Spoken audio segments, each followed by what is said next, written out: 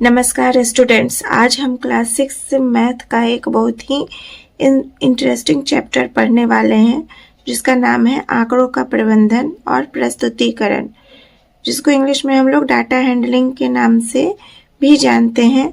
तो इस चैप्टर में हम लोग पढ़ेंगे इंफॉर्मेशन को कैसे कलेक्ट करते हैं, उसके बाद उसे टेबल में कैसे लिखते हैं और ग्राफ के फॉर्म में कैसे दिखाते हैं। तो बच्चों, ये चैप्टर जो है रियल लाइफ से बहुत ज़्यादा जुड़ा हुआ है, इसलिए वीडियो को आप लोग जो है एंड तक ज़रूर देखिएगा।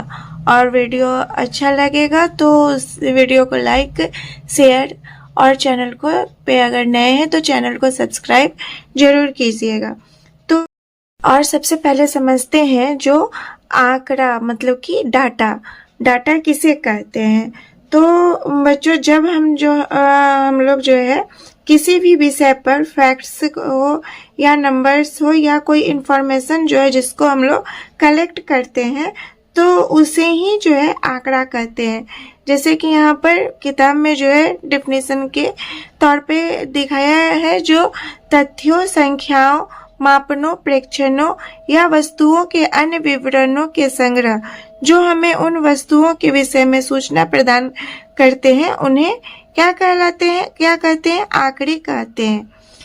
तो आगे है, जो हम सूचनाओं के युग में रह रहे हैं, हम निरंतर अपने सम्मुख नई और रोचक विधियों से प्रस्तुत किए गए आंकड़ों को बड़ी संख्या में देखते हैं। तो हम लोग जो जिस युग में रह रहे हैं, यहाँ पर जो हम लोग हमेशा जो है नई विधियों से जो है आंकड़ों को संग्रह कर सकते हैं। आंकड़ों को ही हम लोग देखते हैं। तो इस अध्याय में जो है हम कुछ विधियों को जानेंगे जिसमें कि आंकड़ों को प्रस्तुत कैसे करते हैं सो समझेंगे। साथ ही हम यह भी समझेंगे कि इन विधियों का प्रयोग हम लोग किस प्रकार आंकड़ों के रूप में सही रूप से प्रदर्शित करते हैं और उनकी व्याख्या करना और उनसे निष्कर्ष निकालने के लिए आंकड़ों का प्रयोग कैसे किस प्रकार किया जा सकता है। आगे जो है हम लोग पढ़ेंगे आंकड़ों का संग्रहण और संगठन। हमारा नेक्स्ट, तो आंकड़ों का संग्रहण क्या होता है? तो बच्चों, जो आंकड़ों को इकट्ठा करने की प्रक्रिया को किसी भी हमारे अगल बगल में जो भी जिस टॉपिक पे हम लोग डाटा बनाना चाहते हैं तो उसको संग्रह करने की प्रक्रिया को ही जो है आंकड़ा कहते हैं।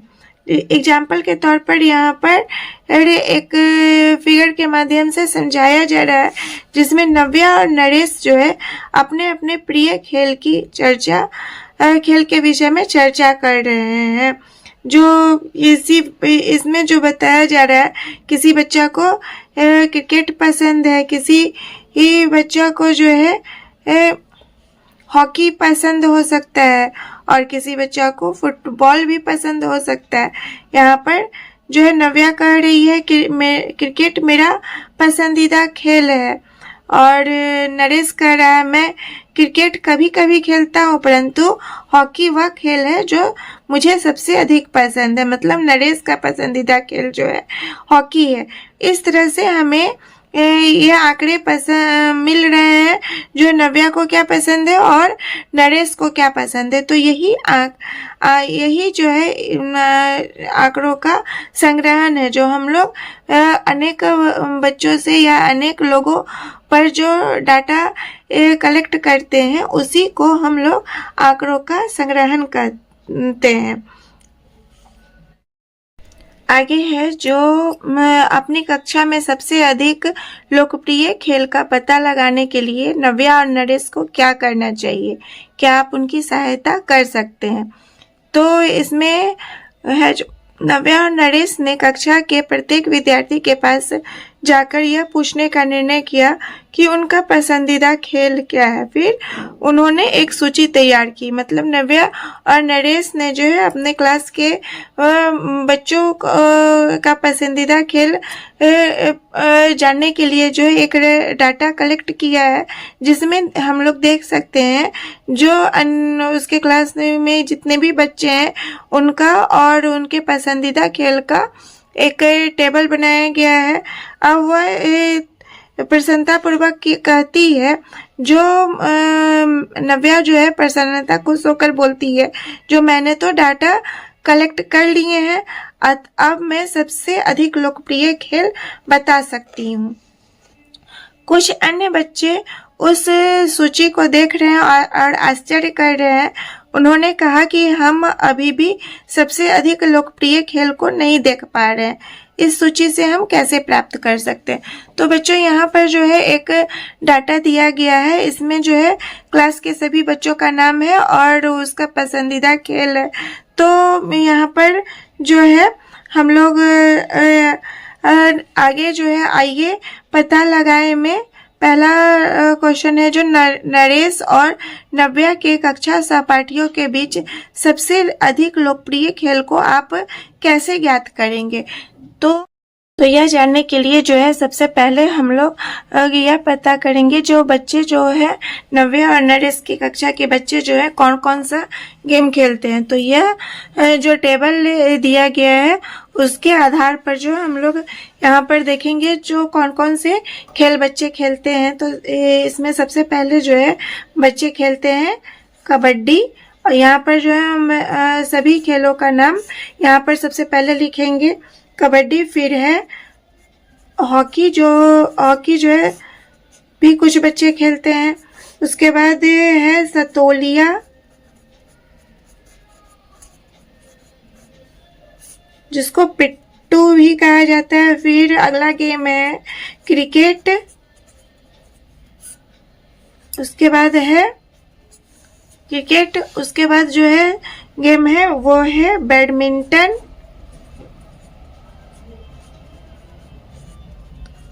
और लास्ट बैडमिंटन के बाद जो है वह है फुटबॉल।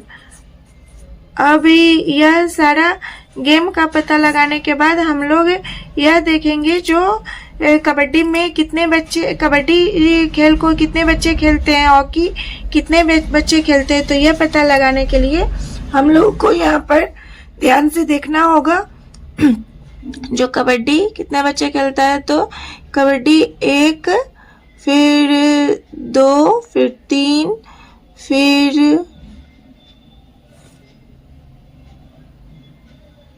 4, 5, 6,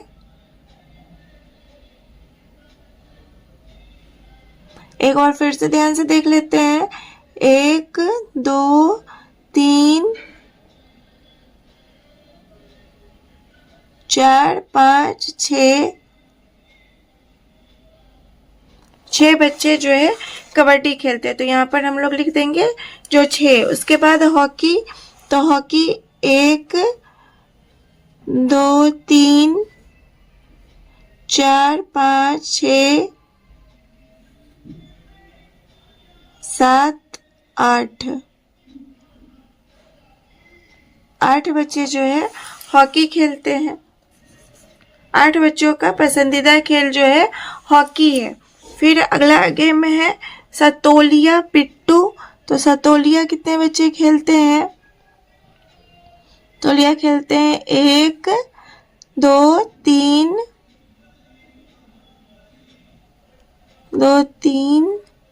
4, 5।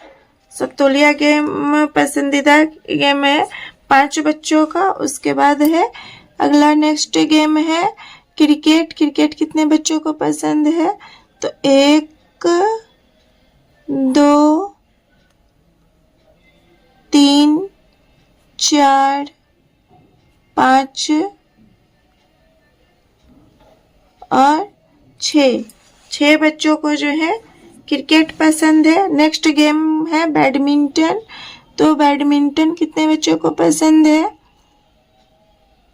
1, 2,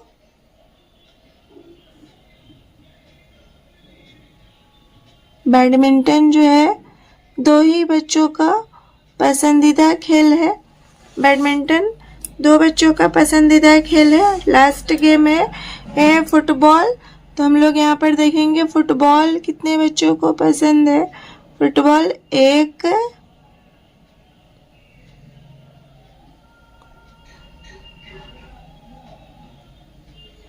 1 2 3 4 फुटबॉल जो है 4 बच्चों का पसंदीदा खेल है। तो इस तरह से हम लोगों ने यह आंकड़ा कलेक्ट कर लिया है जो कितने बच्चों को कौन सा गेम पसंद है। आगे है जो उनकी कक्षा में सबसे अधिक लोकप्रिय खेल कौन सा है। तो यह जानने के लिए भी जो है हम लोग ये जो डाटा संग्रह किए हैं इसके आधार पर हम लोग आराम से कर सकते हैं। जो नव्या और नरेश की कक्षा में जो है 2 गेम है जो बच्चों को सबसे ज़्यादा पसंदीदा है, वह है कबड्डी और दूसरा है क्रिकेट। दोनों जो है 6-6 बच्चों का पसंदीदा खेल है। तो ये दोनों गेम जो है सबसे ज़्यादा पसंदीदा खेल में हो सकता है। और आगे है तीसरा क्वेश्चन, अपने कक्षा सहपाठियों के बीच सबसे अधिक लोकप्रिय खेल को ज्ञात करने का प्रयास कीजिए। आप भी ऐसा डाटा कलेक्ट कीजिए और यह जानने का कोशिश कीजिए, प्रयास कीजिए जो आपकी कक्षा में जो है बच्चों का पसंदीदा खेल कौन सा है। चौथा पॉइंट में कर रहा है, पढ़ी आगे दिए गए प्रश्नों का उत्तर देना चाहती है। जिन प्रश्नों के उत्तर के लिए उसे आंकड़ों को संग्रहित करने की आवश्यकता होगी उनके सम्मुख सही का चिन्ह लगाइए और जिन प्रश्नों के लिए उसे आंकड़ों को संग्रहित नहीं करना पड़ेगा उसके सम्मुख एक क्रॉस का चिन्ह लगाइए और अपने उत्तरों की कक्षा में चर्चा कीजिए। यहाँ पर कुछ प्रश्न दिए गए हैं तो बताना है जो किन प्रश्न में जो है हम लोगों को आंकड़ा डाटा कलेक्ट करना पड़ेगा और किन प्रश्नों का उत्तर देने के लिए डाटा कलेक्ट करने की कोई ज़रूरत नहीं है। और जिसमें डाटा कलेक्ट करना है उसमें के आगे जो है ऑप्शन में सही का चिन्ह लगाना है और जिसमें डाटा कलेक्शन की ज़रूरत नहीं है उसमें क्रॉस का चिन्ह लगाना है। पहला क्वेश्चन है बच्चों, उसके कक्षा सहपाठियों के बीच सबसे अधिक लोकप्रिय टीवी शो कौन सा है। तो इस प्रश्न का उत्तर देने के लिए जो है पढ़ी को डाटा कलेक्ट करने का जरूरत पड़ेगा। तो इसमें हम लोग सही का चिन्ह निशान लगाएंगे। उसके बाद दूसरा क्वेश्चन है, भारत ने स्वतंत्रता कब प्राप्त की थी। तो इस प्रश्न का उत्तर देने के लिए डाटा कलेक्शन की जरूरत नहीं है। यह हम लोग सभी को पता है जो भारत ने जो है अपनी स्वतंत्रता सन 1947 ईस्वी में प्राप्त की थी। तो इसके आगे जो है हम लोग क्रॉस का चिन्ह लगा देंगे। नेक्स्ट क्वेश्चन है, उसके मोहल्ले या बस्ती में कितना पानी नष्ट हो रहा है। तो मोहल्ले या बस्ती में जो है कितना पानी नष्ट हो रहा है यह जानने के लिए जो है पढ़ी को डाटा कलेक्ट करने का जरूरत पड़ेगा। तो इसके लिए हम लोग इसके आगे जो है हम लोग सही का निशान लगाएंगे। नेक्स्ट क्वेश्चन है, भारत की राजधानी क्या है। तो हम लोग सभी जानते हैं जो भारत की राजधानी जो है नई दिल्ली है। तो इस प्रश्न का उत्तर देने के लिए डाटा कलेक्ट करने का जरूरत नहीं है। तो इसके आगे में हम लोग क्रॉस का निशान लगा लेंगे। तो आज की कक्षा में बच्चों इतना ही हम लोग पढ़ेंगे। आज हम लोगों ने क्या क्या पढ़ा है। तो आज हम लोगों ने पढ़ा है जो हम लोग डाटा किसे कहते हैं। आज का टॉपिक जो हम लोगों ने पढ़ा है वो क्या क्या था। तो आज से हम लोगों ने पढ़ा है डाटा किसे कहते हैं, हम लोगों ने समझा है जो डाटा किसे कहते हैं, फिर डाटा को कलेक्ट कैसे किया जाता है, डाटा मतलब आंकड़ों का संग्रहण टॉपिक को समझा है। आंकड़ों का संग्रहण हम लोग कैसे कर सकते हैं और उसका संगठन, आंकड़ों का संगठन कैसे कर सकते हैं और इससे पाठ के अंतर्गत जो ये प्रश्न सब आए हैं, इस टेबल को अरेंज करने के बाद इस प्रश्नों का उत्तर हम लोगों ने समझा है। तो उम्मीद करती हूँ जो आप लोगों को भी अच्छी तरह से समझ में आ गई होगी। नेक्स्ट वीडियो में जो है हम लोग टैली मार्क्स और फ्रीक्वेंसीज के बारे में पढ़ेंगे, टॉपिक को समझेंगे। तो टैली मार्क और फ्रीक्वेंसी क्या होता है यह जानने के लिए आप लोग नेक्स्ट वीडियो ज़रूर देखिए। और यह वीडियो अगर आप लोगों को पसंद आई है तो प्लीज़ वीडियो को लाइक कीजिए और कमेंट कीजिए कहीं पर भी परेशानी है। और चैनल पर अगर नए हैं तो प्लीज़ चैनल को सब्सक्राइब कीजिए। Thank you.